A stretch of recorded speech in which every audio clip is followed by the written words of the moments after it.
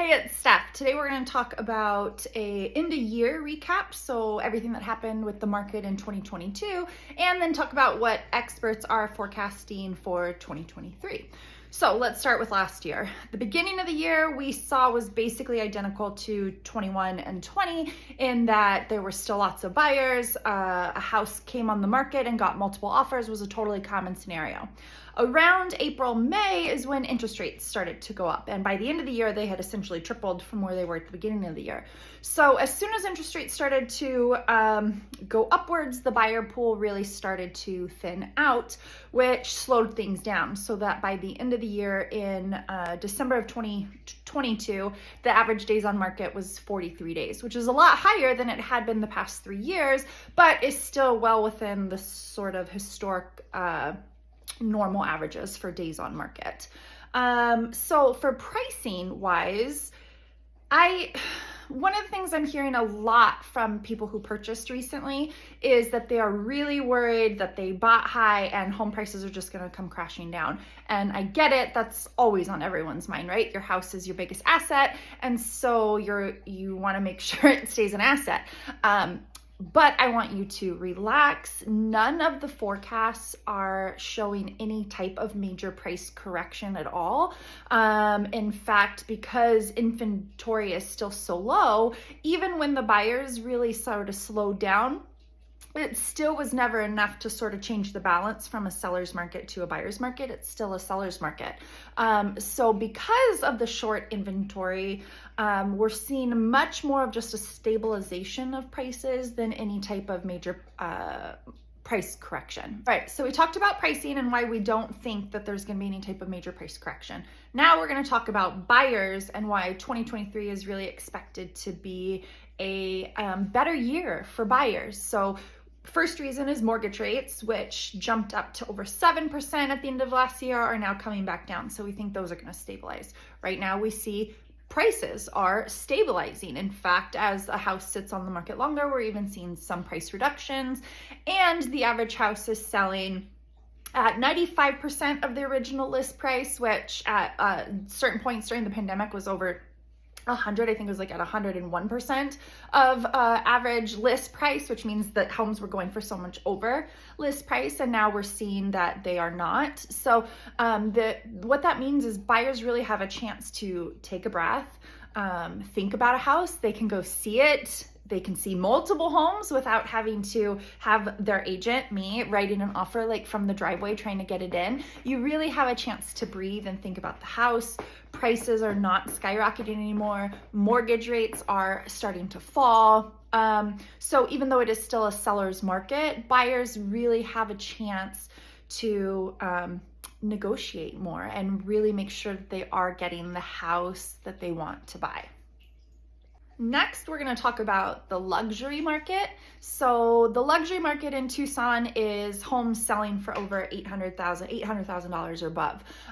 What we saw with the luxury market the past 3 years, sales have tripled, and the buyers really seem unaffected by mortgage rates. So the luxury market is still going really strong, and we don't see any sign of that decreasing. So now we're going to talk about affordability. This is something that is really important to me because I do work with a lot of first-time home buyers and buyers who are low income. So I see it day to day with some of my clientele. You know, I don't do all luxury. I work all the price ranges. So I get that Tucson, like all over the country, is getting less affordable. Not only have home prices skyrocketed over the past 3 years, but you know, there's inflation. So the daily cost of life has gotten a lot more expensive. Interest rates are no longer in the 2 and 3%. So it makes everything a lot more expensive. The median price in Tucson is now $345,000, which is up from the low to mid twos where it was just 3 years ago before the pandemic started. So we know that affordability is an issue. That said, the median price being $345 means there are still lots of options under that. So if you are a first-time buyer or a low-income buyer, you really need to just make sure you work with an agent who specializes in those kinds of homes, because a good one can still find you a perfect house that you'll love that you can afford. Okay, so we just talked about how affordability is an issue for buyers currently buying. However, the good news is that for homeowners, they've seen a huge increase in the value of their home. So if you bought your home on or before January of 2020, the average home price has gone up 49%, which is an average of about $113,000 in equity per homeowner. So that is the good news, is that those of you who have the equity or who have already bought a home have some equity in your home, which is also what makes it different than the things that happened in 2008, back then, when so many people lost their homes because there wasn't equity. There were overinflation of prices and home values, and so we just don't see that now. So if you are a homeowner, congratulations, you've got some equity in your home. And if you are thinking about becoming a buyer or are a buyer, well, it's not perfect, because we talked about affordability being an issue, but you do have a lot of things working in your favor, being that interest rates are coming down and you have a lot more power than you did if you bought in the past 3 years, because you just don't have the same competition against buyers. So overall, 2022 started out like the previous couple years, slowed down a lot on the buyer side when interest rates went up.